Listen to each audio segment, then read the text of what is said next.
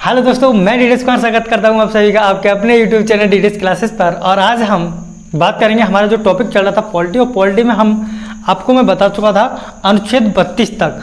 अनुच्छेद 32 तक यानी संवैधानिक उपचारों का अधिकार, ये भी मैं आपको बता चुका था। और जो सुप्रीम कोर्ट 5 प्रकार की रिट जारी करता है वो भी मैं आपको बता चुका था। आज हम स्टार्ट करेंगे अनुच्छेद 33 को लेकर के। लेकिन इससे पहले देखो, मैंने आपको क्या बताया था, अनुच्छेद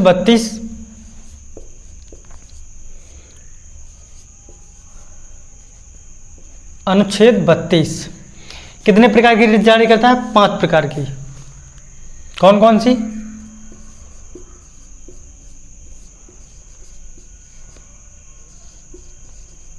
बंदी प्रत्यक्षीकरण,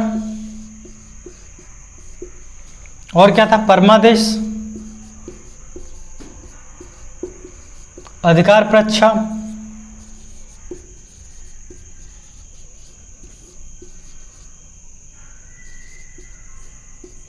अधिकार परीक्षा।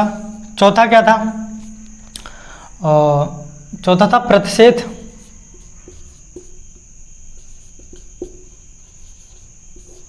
पांचवी क्या थी? उत्प्रेषण। देखो, अनुच्छेद 32 तो ये कहता है, अनुच्छेद 32 सिर्फ और सिर्फ सुप्रीम कोर्ट के बारे में ये बताता है कि सुप्रीम कोर्ट 5 प्रकार की रिट क्या है जारी कर सकता है। कितने प्रकार की याचिकाएं जारी करेगा सुप्रीम कोर्ट? 5 प्रकार की। बंदी प्रत्यक्षीकरण जो मैंने आपको बताया था, हैवियस कॉर्पस, परमादेश, मैंडेमस, अधिकार परीक्षा, क्वो वारंटो, प्रतिषेध का प्रोहिबिशन और सर्स्योरी यानी उत्प्रेषण। ठीक है, बंदी प्रत्यक्षीकरण। अच्छा, एक बात बताइए, इनमें से कहा जाता है कि पोस्टमार्टम याचिका, पोस्टमार्टम रिट किसे कहते हैं? देखो, ये मैंने आपको बताया था, ये जो 3 रिट होती हैं ये अधिकारियों पर लगती हैं, और ये जो 2 रिट होती हैं ये न्यायालयों पर लगती हैं। यानी कि न्यायालय इन रिट के लिए क्या है? न्यायालय जिम्मेदार है, और इन रिट के लिए क्या है? अधिकारी लोग जिम्मेदार हैं। ये रिट अधिकारियों पर लगेंगी और ये रिट क्या है? न्यायालय की। अब न्यायालय में भी क्या है? ये जो उत्प्रेषण है इससे न्यायालय का पोस्टमार्टम बोलते हैं। और ये जो है ये जो 3 हैं जो अधिकारियों पर लगती है, इसमें ये जो अधिकार परीक्षा है इसको पोस्टमार्टम बोलते हैं।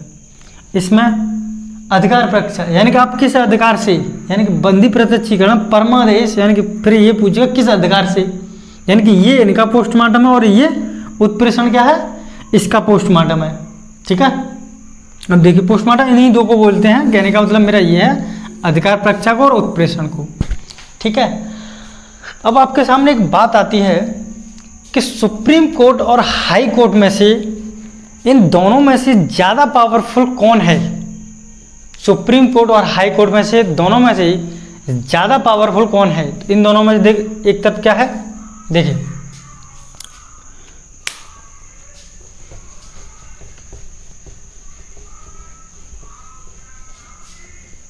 वैसे पावरफुल तो सुप्रीम कोर्ट ही है, लेकिन देखो यहाँ क्या है?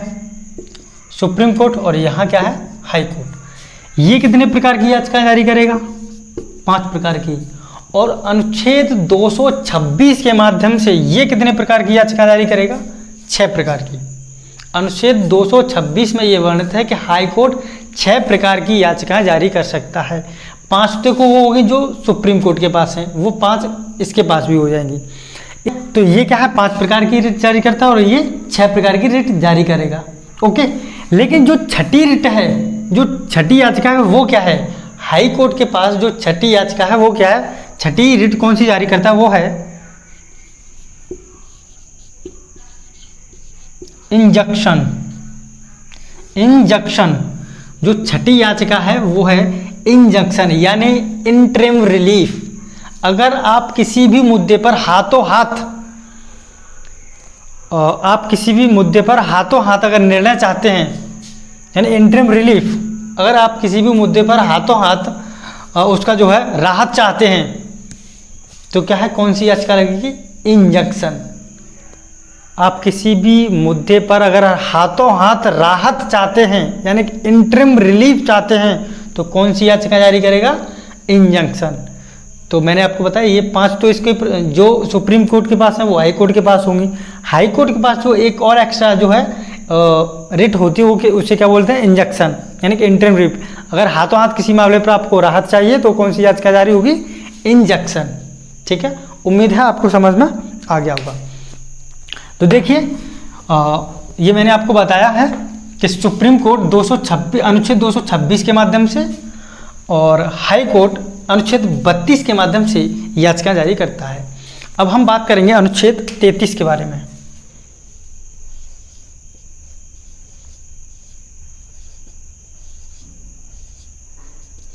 अनुच्छेद 33 क्या कहता है?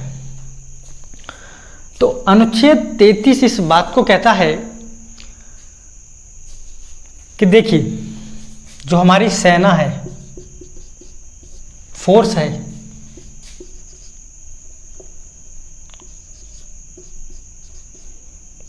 पुलिस है, मान ली गुप्तचर विभाग है, गुप्तचर है, मीडिया है, जो सिविल जो व्यक्ति होता है उसकी तुलना में इन लोगों को कम अधिकार दिए गए हैं। इस बात का वर्णन है अनुच्छेद 33 में। यानी कि जो सेना है हमारी, जो हमें जो सिविल लोगों को जो अधिकार दिए जाएंगे उनसे कम, हमसे जो कम अधिकार प्राप्त होंगे वो किन किन को? सेना, पुलिस, गुप्तचर विभाग, आईबी जैसे इंटेलिजेंस ब्यूरो, और मीडिया। जैसे मान लो गुप्तचर विभाग का कोई भी व्यक्ति है, किसी भी व्यक्ति को देखो अभिव्यक्ति की आज़ादी है, बोलने की स्वतंत्रता है अनुच्छेद 19 के माध्यम से।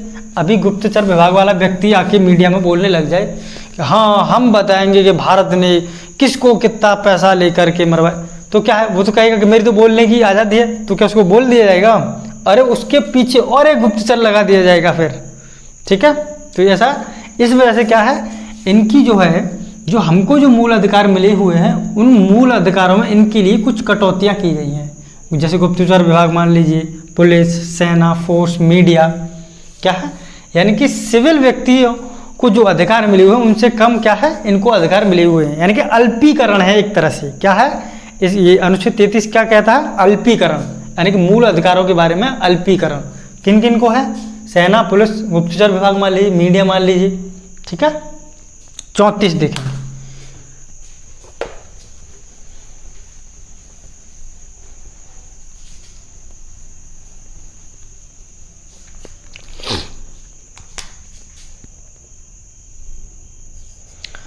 अनुच्छेद जो 34 है वो किस बारे में बात करता है? अनुच्छेद जो 34 है वो बात करता है मार्शल लॉ, यानी कि सेना का कानून। अगर कभी भी व्यक्ति देश में सेना का कानून हो जाए, मार्शल लॉ,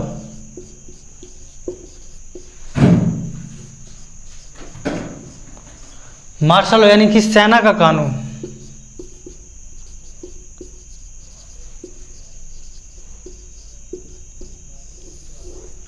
सेना का कानून, अनुच्छेद 34 इस बात को कहता है। यही तो देखिए, जो संविधान सभा में, जब हमारे संविधान सभा जब संविधान का निर्माण कर रही थी, तो वो जो संविधान सभा का निर्माण कर रहे थे, जो जन संविधान सभा का निर्माण कर रहे थे, यानी कि संविधान का निर्माण कर रहे थे जो संविधान सभा में बैठे हुए लोग, तो कितने दूरदृष्टि से उन्होंने पहले ही ये अनुमान लगा करके बैठे थे, अगर कभी भी भविष्य में देश में मार्शल लॉ लग जाए तो देखिए उसका भी प्रावधान अनुच्छेद 34 में है। भविष्य में अगर, वैसे मार्शल लॉ ज़्यादातर से जैसे जम्मू कश्मीर, पूर्वोत्तर वाले ये जो राज्य हैं, असम, त्रिपुरा, मेघालय, मिजोरम, इनमें ज़्यादा लगा है मार्शल लॉ। ठीक है, तो क्या है, सेना का कानून अगर लग जाए तो क्या है, जब सेना का कानून हो जाएगा देश में तो वहाँ सेना ये मूल अधिकार फूल अधिकार आपके कुछ नहीं देखेगी। मूल अधिकार फूल अधिकारों से ऊपर हो जाता है फिर सेना का कानून। ठीक है, तो उसमें आपको 34 अनुच्छेद ये कहता है कि अगर कभी भी भविष्य में देश में मार्शल लॉ लग जाए तो आपके जो मूल अधिकारों में जो क्षति हुई है उसकी क्षतिपूर्ति संसद कर सकती है। यानी कि क्या है, मूल अधिकारों में संसद द्वारा क्षतिपूर्ति करना। अनुच्छेद 34 के माध्यम से मूल अधिकारों में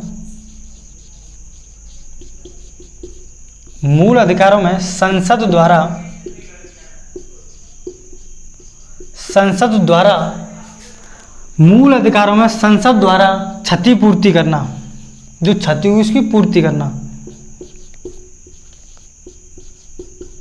उनकी क्या है, क्षतिपूर्ति कर सकती है। ठीक है, तो ये क्या कहता है, अनुच्छेद 34 मार्शल लॉ के बारे में।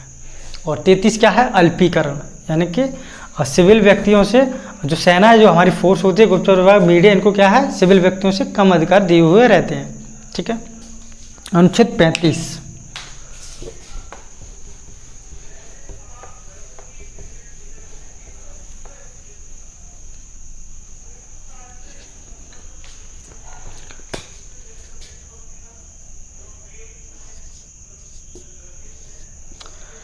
अनुच्छेद 35 में क्या है, अनुच्छेद 35 में संसद को कुछ पावर दी गई हैं। पावर उस प्रकार दी गई हैं जैसे हमारे जो मूल अधिकार हैं अनुच्छेद 12 से 35 तक। अगर हमारे जो मूल अधिकार हैं 12 से 35 तक कोई सरल तरीके से मानता है तो ठीक है, अगर नहीं मानता है तो अनुच्छेद जो 12 से 35 तक जो मूल अधिकार दिए हुए हैं उनमें भी जाकर के उनको अगर पावर तरीके से, अगर उनको पावर तरीके से मनमाना हो तो क्या करेगी संसद, उनमें भी कोई कानून बना करके उनको और पावर दे सकती है कि यानी कि ये मानने ही मानने हैं। जैसे अनुच्छेद 17 में क्या है, छुआछूत का अंत है। अनुच्छेद 17 में क्या है, अगर मानते तो लोग तो ठीक है, कोई बात नहीं, और नहीं मानते तो उसमें भी जाकर के कानून बना सकती है। और उसको जो कानून बनाने का अधिकार किसको है, संसद को। किसको, अनुच्छेद 35 के माध्यम से संसद को वो अधिकार है कि मूल अधिकारों में भी कुछ कानून बना सकती है। उसका किसको अधिकार है, संसद को। ठीक है, जैसे छुआछूत का अंत, वैसे मान लिया तो व्यक्ति ठीक है, लेकिन उसमें भी क्या लगती है, जब नहीं माने तो जैसे आपने सुना होगा SC/ST एक्ट, SC/ST एक्ट बनाया कि नहीं बनाया कानून। जैसे आपने कभी अनुच्छेद 15 में क्या है, जाति, धर्म, मूल, वंश, लिंग के आधार पर भेदभाव, लेकिन कभी कभी क्या होता है, महिलाओं के साथ, ट्रांसजेंडरों के साथ भेदभाव किया जाता है। किया जाता है कि नहीं किया जाता है, तो महिला विधेयक पास कर दिया, बताइए हुआ कि नहीं हुआ है। तो यही है, यानी कि अनुच्छेद 35 में क्या है, अनुच्छेद 35 में संसद को कुछ पावर दी गई हैं कि जैसे आपको अगर मूल अधिकारों को अगर पावरफुल तरीके से लागू करवाना है, अगर मूल अधिकारों को आपको पावरफुल तरीके से लागू करवाना है तो संसद जो मूल अधिकार में उनमें भी कुछ विशेष प्रावधान करके उनको पावरफुल बना सकती है। जैसे मैंने आपको बताया SC/ST एक्ट के बारे में, क्या है, अनुच्छेद 17 में तो है ये छुआछूत का अंत, लेकिन अगर आप उसमें भी गड़बड़ाते हो, उसका भी पालन नहीं करते हो तो उसमें भी जाके करके क्या कर सकती है, एक नया कानून बना सकती है। ठीक है, तो आज यहाँ पे अनुच्छेद 35 तक कंप्लीट हुआ है। अगला नेक्स्ट वीडियो में देखेंगे हम राज्य के नीति निर्देशक तक।